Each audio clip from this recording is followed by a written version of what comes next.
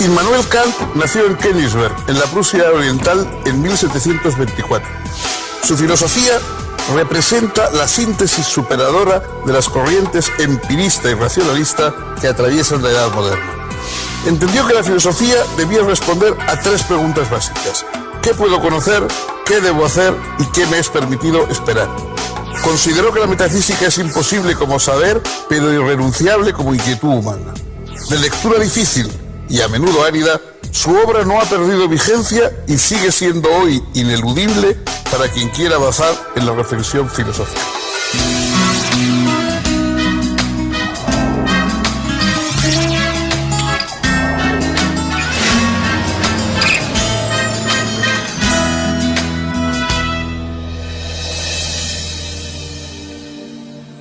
¿Qué tal, amigos? Bienvenidos. En la historia de la filosofía hay personajes originales, pensadores de vida extraña, gente que se ha salido de todos los cánones académicos o incluso sociales, pero también hay el caso contrario, el caso de una especie de profesor de filosofía prototípico. Immanuel Kant es el primer nombre que viene a la boca cuando uno piensa en el filósofo de oficio, un profesor de universidad que dedicó toda su vida a la docencia, que no tuvo ningún incidente ni ningún acontecimiento digno de mención, que vivió siempre en el mismo lugar, en la pequeña localidad de Königsberg, en la Prusia Oriental, hoy es Rusia. Nunca se movió de su ciudad. Allí llevó a cabo una vida rutinaria. Se dice que los ciudadanos de Königsberg ponían su reloj en hora cuando veían pasar en su paseo de todas las tardes al profesor Kant, porque era de lo más rutinario y de lo más ordenado y disciplinado posible. Y sin embargo, la obra que escribió ya muy tardía, porque su gran obra, La crítica de la razón pura, la escribe con 60 años, o más de 60 años. Sin embargo, la obra que escribió es una obra profundamente revolucionaria en el terreno del pensamiento. Es imposible, digamos, pensar lo mismo después de Kant que antes de Kant. A pesar de su aspecto poco original y poco estruendoso, Kant fue un gran ilustrado, perteneció al siglo de la Ilustración, el siglo XVIII, y él mismo se preguntó y estudió qué podía querer decir ser ilustrado. La ilustración para él es que los seres humanos salgan de su minoría de edad, de esa especie de minoría de edad en la que han estado tutelados por dioses, por autoridades, por grandes maestros. Dice Kant que el lema de la Ilustración es sapere aude, atrévete a saber por ti mismo, piensa por ti mismo sin el peso de todos los grandes maestros del tiempo. ¿Y cuáles son las conclusiones a las que se llega cuando ese pensamiento no tiene más trabas que las que la razón pueda encontrar en sus límites? Esta fue la gran revolución hecha por un hombre convencional y aparentemente nada revolucionario. Quizá no haya, a pesar de su aparente tono gris, nadie más fascinante en la historia moderna de la filosofía que Immanuel Kant, al que vamos a presentar a ustedes en unos momentos.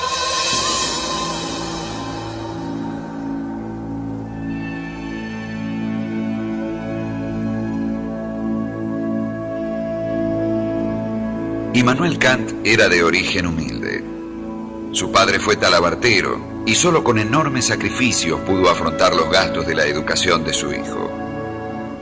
Pero Immanuel mostró enormes condiciones intelectuales y no tardó en encontrar benefactores que le permitieran continuar sus estudios en los niveles superiores. Estudió lógica, metafísica, ciencias naturales, geografía y teología en la Universidad de Königsberg. Al completar sus estudios, se empleó como preceptor en un par de familias nobles y luego ocupó una plaza de ayudante bibliotecario. Para esa época ya había escrito algunos textos que le fueron dando prestigio académico. Dictó un número enorme de cursos acerca de materias muy variadas. Era un profesor excelente además de un lector voraz y apasionado. Sus escritos siguieron apareciendo y llamando la atención. En 1770 fue nombrado finalmente profesor ordinario de lógica y metafísica. 2 veces estuvo a punto de casarse, pero en ambos casos desistió a último momento. Gustaba decir que casarse era bueno y no casarse mejor. Temía que la vida matrimonial fuese causa de distracciones y quería dedicar todas sus fuerzas a la construcción de su obra. Su intensa actividad lo obligó a organizar cuidadosamente el horario de su jornada. Era un hombre metódico y de hábitos extremadamente rutinarios. En su cátedra, Kant exponía la sistematización oficial de la filosofía de su época. Sin embargo, estaba ya elaborando su propio sistema. Cuando comenzó creyó que la redacción le insumiría unos 3 meses, pero trabajó en ello durante 11 años. La obra se publicó en 1781. Su título era Crítica de la razón pura.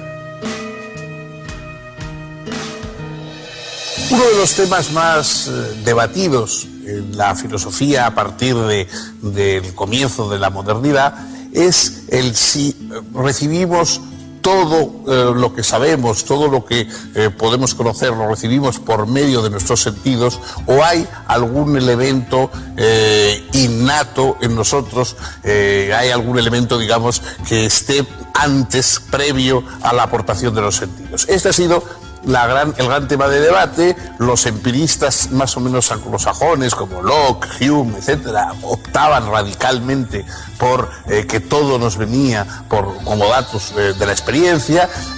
Una línea como la de Leibniz, etcétera, pues sostenía que el entendimiento era previo de alguna forma a también a los datos de los sentidos. Bueno, Kant establece a lo largo de su crítica de la razón pura un análisis magistral de la relación entre lo que recibimos por medio de los sentidos y lo que aportamos nosotros como estructura de ese material recibido por medio de los sentidos. Es decir, nosotros tenemos ya una organización mental, una organización de nuestras capacidades de comprensión que son alimentadas por lo que recibimos de los datos de los sentidos, pero esos datos tienen que configurarse de acuerdo con las condiciones de nuestra forma de conocer. Es verdad que no conocemos nada sin que los sentidos nos proporcionen datos experimentales, pero es verdad que esos datos experimentales reciben y se configuran de acuerdo con la propia organización de nuestra forma de conocer, que no tiene por qué ser exactamente la única posible. Es decir, piensa Kant, quizá nosotros no conozcamos nunca la realidad en sí, la cosa en sí, lo que él va a llamar el noúmeno. Es decir, ¿cómo son las cosas? Nosotros sabemos lo que las cosas a través de los sentidos nos dan para influir en nosotros y cómo organizamos ese material nosotros. Eso es lo que llamamos conocimiento. Conocimiento es la mezcla entre lo que dan los sentidos y lo que da nuestra estructura de conocimiento. Eso es lo que nosotros podemos saber. Más allá están las cosas que quizá pues, puedan ser vistas por una divinidad o por alguien por el estilo. Nosotros solo podemos ver lo que nuestros sentidos nos dejan ver. Lo mismo que hay sonidos o que hay luces que los humanos no podemos percibir, un perro puede percibir ultrasonidos que no podemos percibir nosotros, etcétera. Del mismo modo, lo que nosotros recibimos está condicionado por lo que nosotros somos capaces de comprender y de organizar. Esa teoría cognoscitiva que resuelve una polémica de siglos es quizá la mayor aportación en el terreno de la epistemología de Immanuel Kant.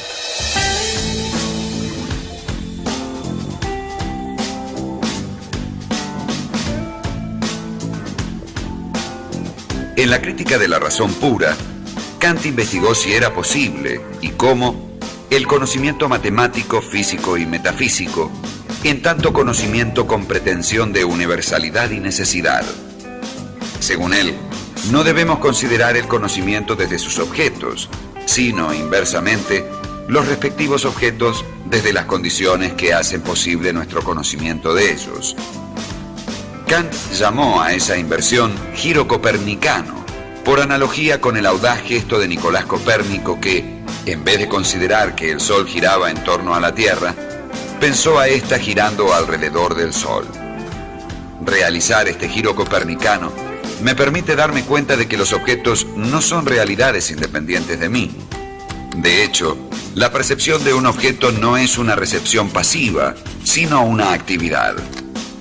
El objeto es constituido por el sujeto como cierta unidad sintética de muchas percepciones. Esta actividad sintética ejercida por el sujeto es lo que hace posible el objeto. El objeto es constituido, pues, por el sujeto a partir de los datos de la intuición sensible. Pero solo en cuanto a objeto, no en cuanto a la cosa que sea en sí. Por eso, Kant introduce la distinción entre fenómeno y noumeno. Fenómeno es la cosa en cuanto a objeto para un sujeto. Noumeno es la cosa considerada en sí misma, sin relación con ningún sujeto. Solo lo que es fenómeno puede ser objeto de conocimiento científico. Ahora bien, los presuntos objetos de la metafísica, el alma, el mundo y Dios, no son fenómenos de nuestra experiencia, puesto que no se apoyan en intuición sensible alguna.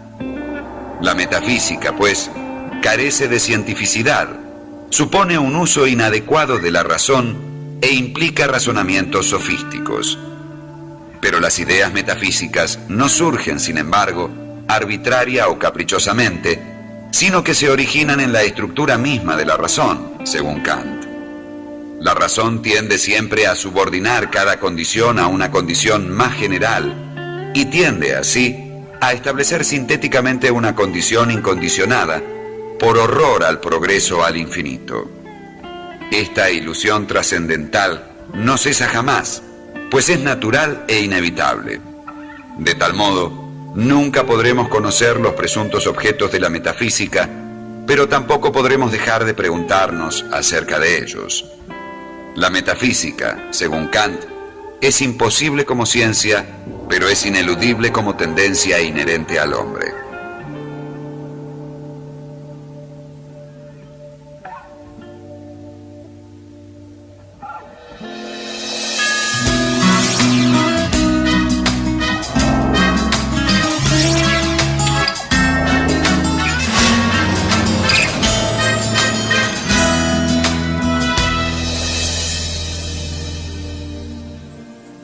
Además de su teoría del conocimiento, Kant centró sus estudios también en una doctrina de la moral, en estudiar la moral humana y en buscar cuál es el núcleo esencial de la moral humana.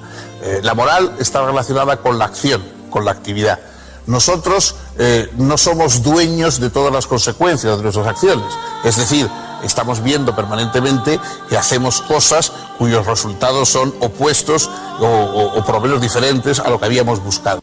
Entonces eso nos puede inhibir y decir, bueno, ¿para qué voy a intentar yo realizar tal o cual cosa si luego sus resultados van a ser muy distintos? Kant piensa que lo práctico y lo verdaderamente moral en cada uno de nosotros es la buena voluntad. Lo único que nosotros no podemos renunciar es a tener buena voluntad. Es decir, si yo actúo con buena voluntad, sean cuales sean las consecuencias, nadie me puede reprochar moralmente nada. Pero ¿en qué se basa la buena voluntad moral? Toda la moral está formada por imperativos, es decir, por órdenes. Hay que hacer esto, hay que hacer aquello, hay que evitar aquello o hay que no hacer aquello otro. Estos imperativos están en toda nuestra vida. Constantemente estamos dándonos órdenes, digamos, a nosotros mismos de acuerdo con lo que queremos hacer. Hay imperativos, digamos, condicionales, es decir, de acuerdo a algún proyecto, algún objetivo que tenemos. Si yo quiero coger un avión que sale muy temprano, debo levantarme temprano. Entonces, el imperativo es que debo levantarme temprano si quiero tomar ese avión, si no, no hace falta que me levante. Lo verdaderamente moral serían unos imperativos que no estuvieran condicionados por nada más que porque somos seres humanos. Que nuestra condición humana condicionase, obligase a determinados imperativos.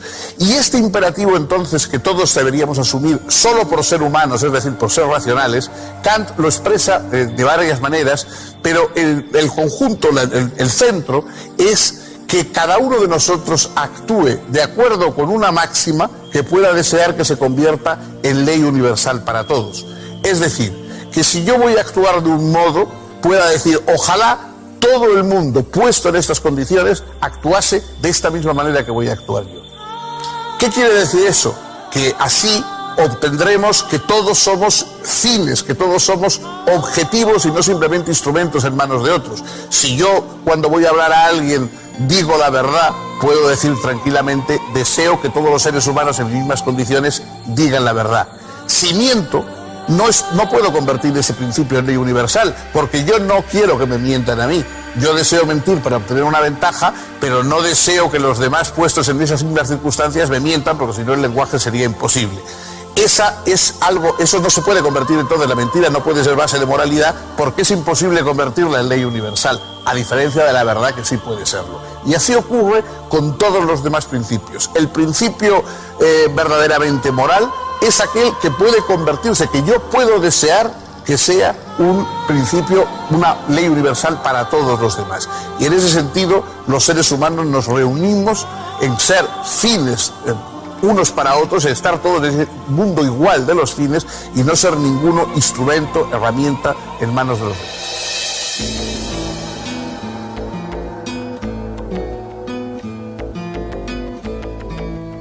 Mostrando una inmensa vitalidad intelectual, Kant publicó en pocos años una serie de escritos importantes. Los prolegómenos a toda metafísica futura en 1783. La fundamentación a la metafísica de las costumbres en 1785. Los primeros principios metafísicos de la ciencia natural en 1786. Y la crítica de la razón práctica en 1788. En esta, Kant se propuso fundar una ética racional y autónoma que se apoyase solamente en la razón y que no dependiera de inclinaciones subjetivas. En este sentido, lo primero que Kant descubrió es que no hay prácticamente nada que pueda ser llamado bueno absolutamente, a no ser una buena voluntad. Y solo es buena una voluntad que actúa por respeto al deber. Kant desarrolló sus ideas éticas como el resultado lógico de su creencia en la libertad fundamental del individuo. No consideraba esta libertad como una libertad no sometida a leyes, sino más bien como la libertad del gobierno de sí mismo, la libertad para obedecer en conciencia las leyes del universo, tal como se revelan por la razón. En 1790 publicó la tercera de sus críticas, la crítica del juicio o crítica de la facultad de juzgar, obra en la que analizó la facultad racional de subsumir lo particular en lo general y hallar lo general en lo particular. Se ocupó allí de estudiar el juicio estético y el juicio teleológico. En 1793, Kant hizo conocer su obra La religión dentro de los límites de la mera razón, que le valió una amonestación por parte del emperador prusiano Federico Guillermo en persona. Se le reclamó una retractación respecto de su filosofía religiosa si quería evitar dolorosas consecuencias.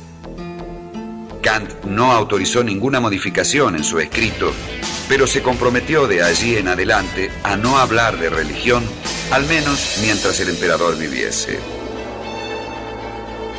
En 1795 publicó La Paz Perpetua, obra en la que abogaba por el establecimiento de una federación mundial de estados republicanos.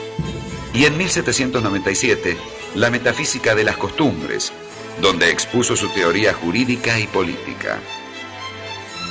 Kant creía que el bienestar de cada individuo debía ser considerado en sentido estricto como un fin en sí mismo, y que el mundo habría de progresar hacia una sociedad donde la razón obligaría a todo legislador a crear sus leyes de tal manera que pudieran haber nacido de la voluntad única de un pueblo entero y a considerar todo sujeto, en la medida en que desea ser un ciudadano, partiendo del principio de si ha estado de acuerdo con esta voluntad.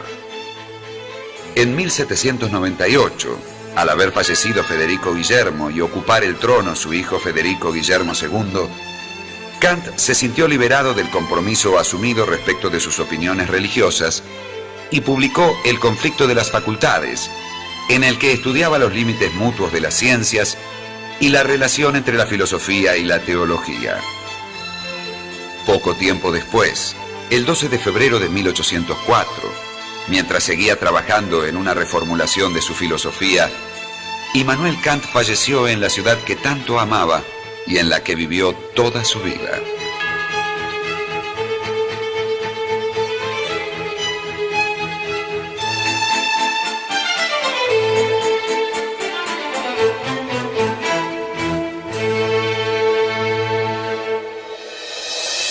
La figura de Immanuel Kant ha sido inmensamente influyente en la historia, digamos, profesional de la filosofía. Si quizá sus teorías, sus doctrinas no han llegado más que mediatamente al gran público, todos los estudiosos de la filosofía lo tienen como una pieza esencial, la que va desde la Ilustración hasta el idealismo alemán, hasta la edad contemporánea. Sin su filosofía sería inexplicable el pensamiento de Hegel, el pensamiento de Schelling, incluso sería inexplicable prácticamente toda la teoría de la epistemología moderna, ¿no? que surge de esas doctrinas kantianas. También el principio de la moralidad, esa idea de la buena voluntad, de la máxima universal para todos, es decir, esa búsqueda del mecanismo formal de la moral, no de los contenidos, sino de cómo tiene que ser una fórmula para que pueda ser aceptada moralmente, ¿no? Que es lo que busca Kant. ¿Qué tipo de fórmula puede ser aceptada como principio moral? Eso sigue estando en todos los debates éticos, en todos los debates morales. Ese logro sigue estando vivo y activo. Pero hay más, porque Kant, aparte de esas obras tan abstractas, escribió opúsculos centrados en temas muy concretos. Por ejemplo, su estudio sobre la paz perpetua. Es decir, sobre la idea de cómo pueden los países alcanzar un equilibrio de paz. Y entonces cómo prefigura la idea de una alianza de naciones, de una alianza internacional, en la cual cada uno de los países renunciara a parte de su soberanía para poder en conjunto y vivir en armonía y en paz. En fin, hay una serie de temas, hoy por ejemplo, cosas como las Naciones Unidas y como grandes instituciones internacionales responden a principios kantianos. Lo sepan o no, hay principios kantianos en todas esas grandes instituciones. Cada vez que queremos que algo se haga universal, que un beneficio, que un logro de la sociedad, etcétera, se conviertan en universales. Cada vez que pensamos que lo importante es que llegue la educación a todos, que llegue la sanidad a todos, que todos colaboremos en el respeto del medio ambiente, es decir, todas esas grandes universalidades que van más allá de los países, de las ideologías, etcétera, estamos ahí respondiendo a una mentalidad kantiana, que Kant explicó extraordinariamente en esa vida tranquila, en esa vida rutinaria, en esa vida nada espectacular, fue estableciendo las bases de las grandes revoluciones intelectuales de la modernidad. Bien, hasta aquí hemos llegado hoy. El próximo día continuaremos con otro filósofo y esperamos que también con su compañía.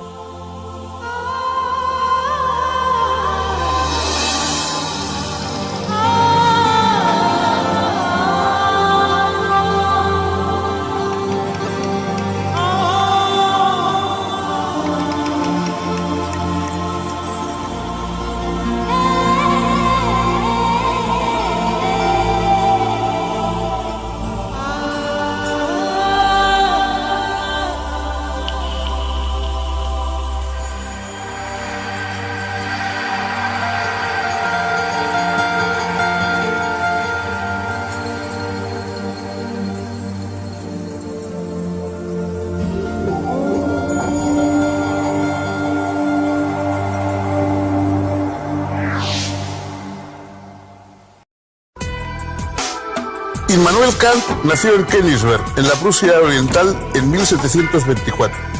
Su filosofía representa la síntesis superadora de las corrientes empirista y racionalista que atraviesan la edad moderna.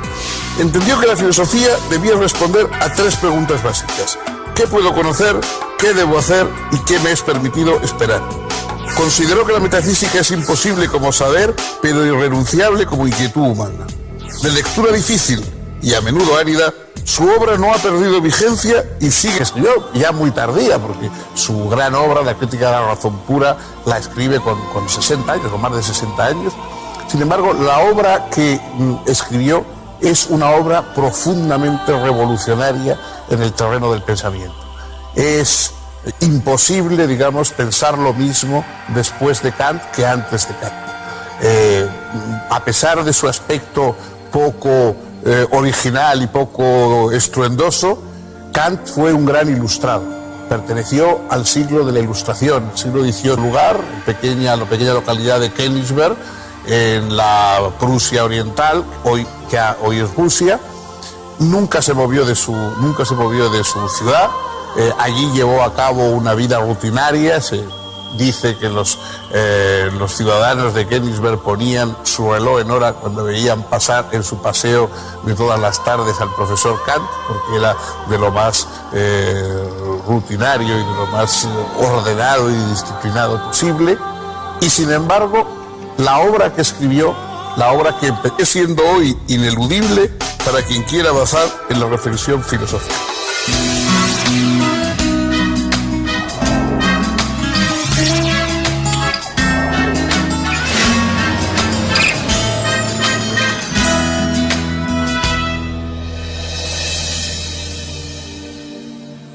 ¿Qué tal, amigos? Bienvenidos.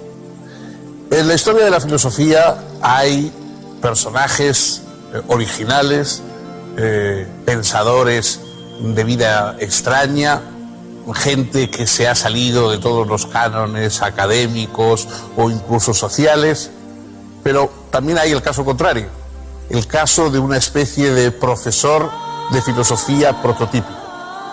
Immanuel Kant es el primer nombre que viene a la boca cuando uno piensa en el filósofo de oficio, un profesor de universidad que dedicó toda su vida a la docencia, que no tuvo ningún incidente ni ningún acontecimiento digno de mención, que vivió siempre en el mismo